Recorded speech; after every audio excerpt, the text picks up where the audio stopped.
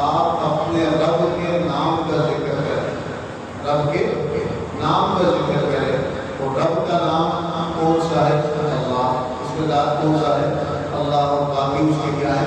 صفاتی نام ہیں جو حدیث میں بھی آتے ہیں، قرآن میں بھی آتے ہیں۔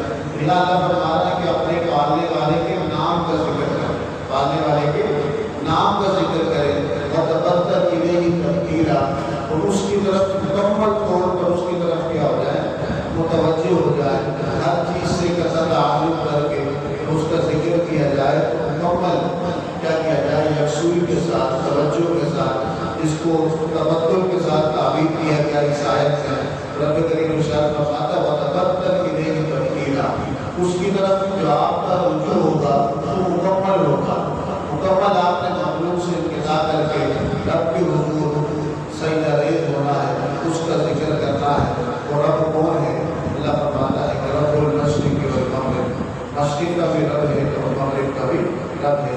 مشرق کا مطلب سورج نکلنے کی جگہ، اور مغرب کا مطلب سورج غروب ہونے کی جگہ ہمارے اعتبار سے۔ اللہ فرماتا ہے سورج جہاں سے نکلتا ہے، جہاں غروب ہوتا ہے، ان سب کا پالنے والا کون ہے؟ اللہ ہے۔ لا الہ الا اللہ، اس کے سوا کوئی معبود نہیں ہے۔ جب رب بھی وہی ہے، معبود بھی وہی ہے، اللہ فرماتا ہے فَاتَّخِذْهُ وَكِيلًا، بس اب تم کیا کرو؟ اس کو اپنا نگہبان بنا لو، اس کو اپنا وکیل بنا لو، اس کو اپنا کارساز بنا لو۔ کیا بنا لو؟ کارساز بنا لو۔ پھر فرمایا جا رہا ہے کہ وَاصْبِرْ عَلَىٰ مَا يَقُولُونَ، لوگ جو کہتے ہیں آپ کوئی اچھا کام کریں، اچھی بات کریں، اچھی بات کی تقدیم کریں، نیکی کی طرف آپ جائیں، اچھے کردار کی طرف آپ جائیں۔ ظاہر بات ہے کہ ہر بندہ سننا پسند نہیں کرتا، کچھ تانے مارے گا، کچھ کہے گا بڑا تو نیک ہو گیا ہے، بڑا تو مولوی بن گیا ہے، تو اتنی ایسی باتیں کر رہا ہے، غلط صحیح کی بات ہے، جھوٹ سچ کی باتیں کر رہا ہے۔ وَاصْبِرْ عَلَىٰ مَا يَقُولُونَ، کہا کہ آپ صبر کریں ان کی باتوں پر جو وہ کہہ رہے ہیں۔ وَاهْجُرْهُمْ هَجْرًا جَمِيلًا، ان کو چھوڑ دیں، باتیں کرنے والوں کو چھوڑ دیں۔ آپ جو کام کر رہے ہیں اس سے آپ مطمئن ہیں، رب کا پیغام پہنچا رہے ہیں تو آپ اس کو پہنچائیں، لوگوں کی باتیں چھوڑ دیں اور ان سے اس بارے میں ان سے کیا کریں؟ اعراض کریں۔ اللہ فرماتا ہے وَذَرْنِي وَالْمُكَذِّبِينَ أُولِي النَّعْمَةِ وَمَهِّلْهُمْ قَلِيلًا، مجھے اور ان لوگوں کو جو آپ کو جھٹلا رہے ہیں، اور جھٹلانے کی وجہ بھی بیان کی، اولی النعمہ، اللہ فرماتا ہے ان کو نعمتیں دی ہیں، نعمتوں والے ہیں، مجھے اور ان کو چھوڑ دیں، میں جانوں اور وہ جانے۔ وَمَهِّلْهُمْ قَلِيلًا، اور ان کو مہلت بھی دے دیں، کتنا جئیں گے؟ 10 سال، 20 سال، 30 سال، 40 سال، 50 سال۔ آج کل اوسط عمر کتنی ہے؟ 70 سے 80 سال کے درمیان، یا 60 سے 80 سال کے درمیان، یا 60 سے 70 سال کے درمیان۔ تو اللہ فرماتا ہے کہ آپ انہیں چھوڑ دیں، کب تک کریں گے؟ دائمی طور پر یا ہمیشہ انہوں نے یہ حرکت نہیں کرنی۔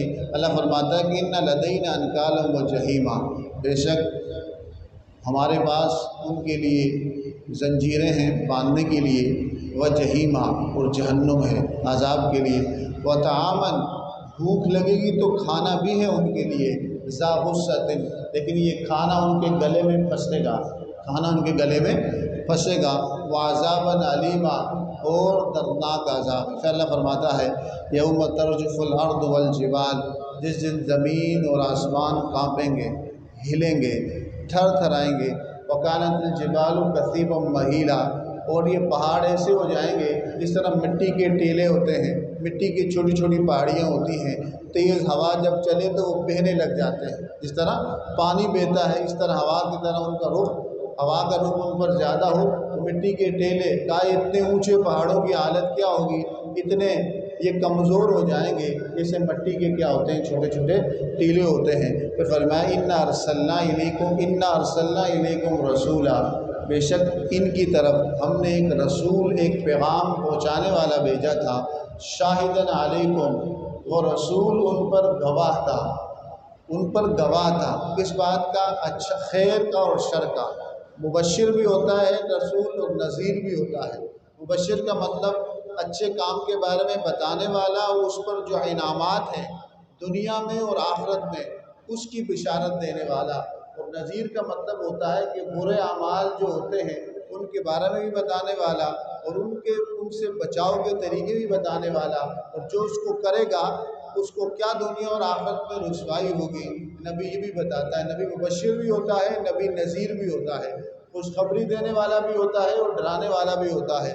فرمایا کہ شاہدن علیکم، یہ نبی تم پر گواہ ہیں، کما ارسلنا الی فرعون رسولا، جس طرح ہم نے فرعون جو ایک بڑا سرکش بادشاہ گزرا اس کی طرف بھی ہم نے ایک رسول بھیجا تھا، لیکن فرعون نے کیا کہا، فرعون نے کیا کیا جب اس کے پاس رسول گئے، موسیٰ علیہ السلام کی بات ہو رہی ہے، فرمایا فعصا فرعون الرسول، فرعون نے رسول کی نافرمانی کی، اس رسول کی الف لام لگا ہے، اس خاص رسول کی، کس کی، موسیٰ علیہ السلام کی نافرمانی کی۔ اللہ فرماتا ہے وہ سب کو پتہ ہے اس کے ساتھ کیا ہوا، فَأَخَذْنَاهُ أَخْذًا وَبِيلًا، ہم نے اس کو سختی سے پکڑ لیا، عذاب دے دیا، سمندر میں غرق کر دیا اس کے لاؤ لشکر کو۔ فرمایا فَكَيْفَ تَتَّقُونَ إِن كَفَرْتُمْ، کیسے تم بچو گے اس دن سے جس کا تم کیا کرتے ہو، انکار کرتے ہو۔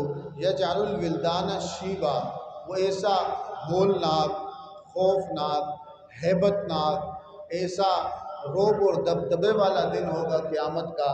تو اللہ فرماتا ہے کہ اس دن بچے بھی اس کی ہولناکی اور خوفناکی سے بوڑھے ہو جائیں گے۔ کیا ہو جائیں گے؟ ان کی کیفیت کیا ہوگی؟ بوڑھوں والی ہوگی۔ السماء منفطر بھی، پھر منظر کشی کی جا رہی ہے کہ آسمان اس دن پھٹ جائے گا، آسمان اس دن پھٹ جائے گا، پھٹا ہوا تمہارے سامنے آسمان ہوگا۔ وَكَانَ وَعْدُهُ مَفْعُولًا، اللہ تعالیٰ نے جو وعدہ کیا ہے اچھوں کے ساتھ اچھائی کا، بروں کے ساتھ عذاب کا، اس کا وعدہ ہو کر ہی رہے گا، اس کا وعدہ ہو کر ہی رہے گا۔ فرمایا ان ھذہ تذکرہ، بے شک یہ قرآن نصیحت ہے۔ کیا ہے؟ نصیحت ہے، ایک نصیحت بھرا پیغام ہے، ایک پند بھرا پیغام ہے۔ فمن شاء، جو چاہے، جبر نہیں ہے، زبردستی نہیں ہے، یہ عقل اور دل کا سودا ہے۔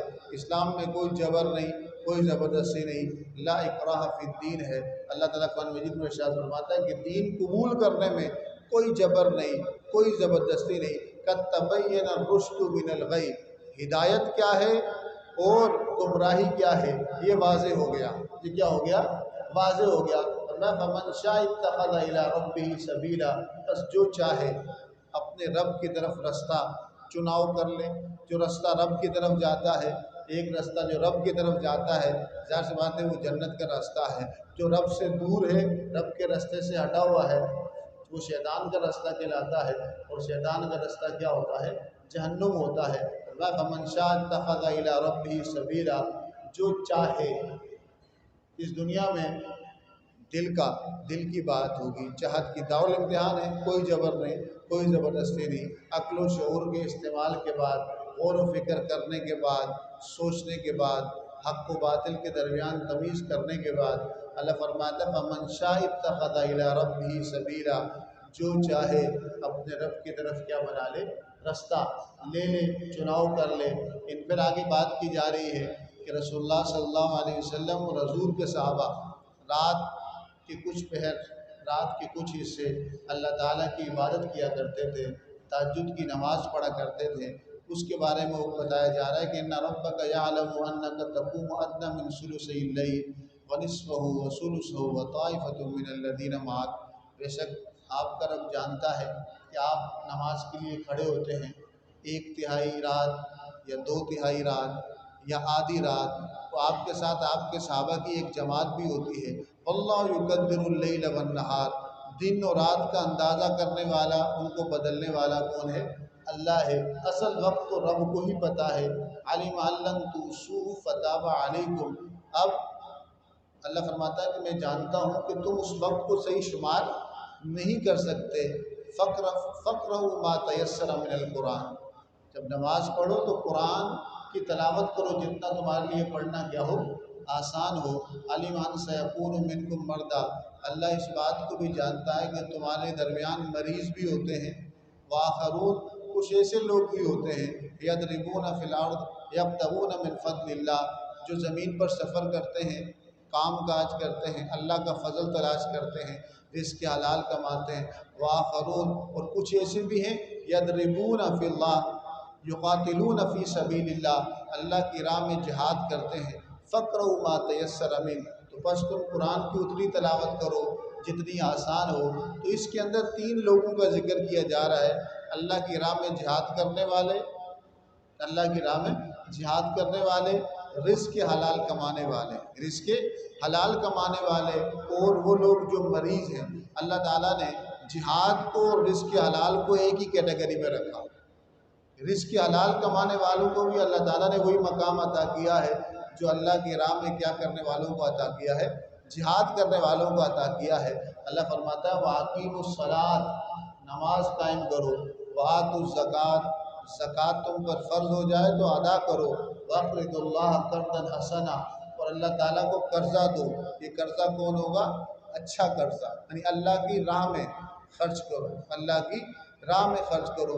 کوئی بھوکا ہے تو اللہ کے لیے اس کو کھلاؤ، کوئی پیاسا ہے اللہ کے لیے اس کو پلاؤ، کوئی مصیبت میں ہے تو رب کے لیے اس کی مصیبت کو دور کرو، کوئی پریشانی میں ہے تو رب کے لیے اس کی پریشانی دور کرنے کی تقدور اور کوشش کرو، کوئی ضرورت مند ہے تو رب کے لیے اس کی ضرورت کو پورا کرو، کوئی بیمار ہے تو رب کے لیے اس کی تیمارداری کرو۔ اور جو بندہ جس حاجت میں اللہ کی مخلوق میں ہے تو اگر تم اس کی مدد کرو گے، اس کے کام آؤ گے اللہ کے لیے، تو یہ رب کو قرض حسنہ دینا ہے۔ کیا دینا ہے؟ قرض حسنہ دینا ہے۔ دنیا کے اندر تو نظام یہ ہے کہ کل قرض جر منفیۃ فہو الربا کا قانون ہے کہ آپ نے کسی کو قرضہ 10,000 دیا، 1 لاکھ دیا، 10,000، سپوز کہ آپ نے 10,000 قرضہ دیا اور اس کو بولا کہ بھئی 11,000 واپس کرنا ہے، 12,000 واپس کرنا ہے، 15,000 واپس کرنا ہے، یہ سود کہلائے گا۔ کیا کہلائے گا؟ یا اس کو بولا کہ 10,000 میرا قرضہ ہے، یہ تو لے لے، لیکن منتھلی تھوڑا 100 روپے ایسے ہی دیتے رہے، مجھے 6 مہینے بعد قرضہ 10,000 واپس کرنا، لیکن منتھلی 100 روپیہ 200 روپیہ مجھے ایسی پروفٹ دیتے رہنا، یہ بھی سود ہے۔ یا کوئی یہ کہے کہ 10,000 مجھ سے تو قرضہ لے لے، لیکن 3 مہینے بعد واپس کرنا، لیکن 3 مہینے گزریں گے تو ہر مہینے کے 500 بڑھتے جائیں گے، یہ بھی سود ہے۔ یہ بھی کیا ہے؟ یا لا تاکلوا الربا اضعافا مضاعفا، مت کھاؤ سود بڑھا چڑھا کر، یہ سارا ہے۔ قرضے پہ نفع لینا، قرضے پہ ڈبل دینا۔ ہاں اگر کسی نے آپ کو قرضہ دیا اور خوشی سے قرضہ واپس کرتے ہوئے خوشی سے اپنی خوشی سے اس کو زیادہ دے دیا تو یہ حضور کی سنت ہے، یہ کیا ہے؟ حضور کی سنت۔ لیکن طے کر کے زیادہ لینا دینا، یا پتہ ہے کہ بھئی ٹھیک ہے بولیں گے تو نہیں لیکن دل میں ہے کہ زیادہ ہی دے گا مجھے، تو پھر بھی یہ سارا کس کے شمار میں آتا ہے؟ قرضے پر نفع لینا، یہ سود کہلاتا ہے، انٹرسٹ کہلاتا ہے، یوزری کہلاتا ہے۔ تو یہاں اللہ تعالیٰ قرآن مجید کے اندر جو قرض حسنہ ہم سے مانگ رہا ہے کہ رب کی راہ میں خرچ کرو، 10 کے بدلے میں 10 روپے دو گے، اس کے بدلے میں 70 گنا 70 روپے ملیں گے، یا بے حساب ملیں گے۔ 100 روپیہ دو گے 7,000، یا اس سے بھی زیادہ اللہ تعالیٰ دے گا۔ تو اللہ فرماتا ہے وَيُضَاعِفُ أَضْعَافًا كَثِيرًا، جو رب کی راہ میں خرچ کرتا ہے تو اللہ تعالیٰ جب اس کو بدلہ دینے پہ آتا ہے تو جتنا اس نے خرچ کیا اتنا نہیں دیتا، بلکہ ڈبل ٹرپل کر کے عطا کرتا ہے، دنیا میں بھی دیتا ہے اور آخرت میں بھی وہ دیتا ہے۔ اور انسان کے وہم و گمان سے بھی زیادہ وہ کیا کرتا ہے؟ عطا کرتا ہے۔ تو اللہ تعالیٰ کو ہم سے کچھ نہیں چاہیے، تو اصل مقصد یہ ہے کہ رب کی مخلوق پر خرچ کرو۔ اگر ضرورت ہے، اگر تم میں استطاعت ہے، کوئی ضرورت مند ہے تو اس پر کیا کرو؟ خرچ کرو۔ وقت دے سکتے ہو تو وقت دو، مال دے سکتے ہو تو مال دو، سہارا دے سکتے ہو تو سہارا دو۔ ہر انسان اپنی وسعت کے مطابق کوشش کرتا ہے۔ اللہ فرماتا ہے وَأَقْرِضُوا اللَّهَ قَرْضًا حَسَنًا، کیا کرو؟ قرض حسنہ دو۔ وَمَا تُقَدِّمُوا لِأَنفُسِكُم مِّن خَيْرٍ، جو کچھ بھی تم کیا کرتے ہو؟ خرچ کرتے ہو اچھائی میں سے، تَجِدُوهُ عِندَ اللَّهِ، تم اسے پاؤ گے کس کے پاس؟ اللہ کے پاس۔ هُوَ خَيْرٌ وَأَعْظَمُ أَجْرًا، اور اللہ تعالیٰ بہترین اور عظیم اجر دینے والا ہے۔ ایک واقعہ ملتا ہے تاریخ کے کتابوں میں، ایک خلیفہ دوئم سیدنا عمر فاروق رضی اللہ تعالیٰ عنہ ایک دن تشریف فرما تھے، تو ایک بڑا وہاں حلوہ بنایا جا رہا تھا، اور جو حلوہ تھا وہ بڑا قیمتی تھا، وہ بڑا مہنگا حلوہ تھا۔ آپ کھانے کے لیے بیٹھے، آپ کے صحابہ تھے، تو یکدم ایک مانگنے والا آ گیا۔ کیا آ گیا؟ مانگنے والا آ گیا۔ تو سیدنا عمر فاروق رضی اللہ تعالیٰ نے کہا کہ یہ اسے دے دو۔ اللہ کی راہ پہ مانگ رہا ہے، اسے دے دو۔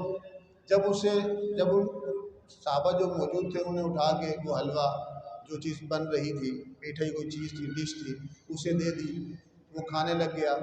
تو ایک شخص جو وہاں موجود تھا، ایک صحابی نے کہا کہ یا امیر المومنین، اس بندے کو اس کی قیمت کا، اس کی اہمیت کا کیا پتہ، اس کو کوئی تھوڑا بہت دے دیتے تو کام چل جاتا، اتنی مہنگی چیز، اتنی اعلیٰ چیز اس کو کیوں دی؟ کہا کہ اس کو دیے، اس کو نہیں پتہ، جس کی وجہ سے دیے وہ اس کی قیمت کو جانتا ہے۔ کہا میں نے اس کو نہیں دی، یہ قیمتی ہے، اہمیت والی ہے، بڑی مہنگی ہے، اس کو میں نے اس کی وجہ سے نہیں دی، جس ذات کی وجہ سے، جس ذات کی خوشنودی کے لیے، جس ذات کی رضا پانے کے لیے میں نے یہ قیمتی چیز اور مہنگی چیز اس کو دی ہے، تو وہ اس کی قیمت اور اہمیت کو جانتا ہے۔ اور اس نے کہا ہے کہ جو کچھ بھی تم آگے بھیجو گے اس ذات کے لیے، تجدوہ عند اللہ، اس کو اپنے رب کے پاس پاؤ گے بھی، وہ خیر واعظم اجرا، اور اللہ تعالیٰ اس چیز کا بہترین اور عظیم اجر بھی عطا کرے گا۔